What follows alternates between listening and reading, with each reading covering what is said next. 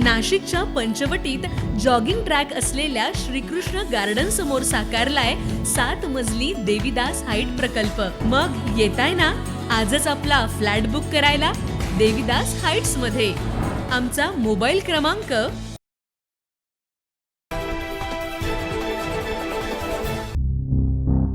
नाशिक पुणे महामार्गावरील शिंदेगाव MIDC मधील एका कंपनीला भीषण आग लागल्याची दुर्दैवी घटना रात्री 11 वाजताच्या सुमारास घडली। झालेल्या प्राथमिक माहितीनुसार शिंदे गावातील औद्योगिक वसाहतीमधील गो ऑइल इंडिया या कंपनीला रात्री अचानक आग लागली।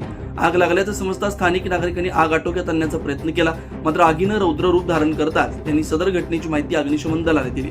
अग्निशमन दलाच्या पथकानं तात्काळ घटनास्थळी दाखल होऊन आगीवर पूर्णपणे नियंत्रण मिळवलं। कर्मचाऱ्यांनी स्थानिकांच्या सतर्कतेमुळे मोठा अनर्थ टळला। सुदैवाने यामध्ये कुठल्याही प्रकारची जीवितहानी झाली नाही, मात्र कंपनीचं मोठ्या प्रमाणात नुकसान झालं।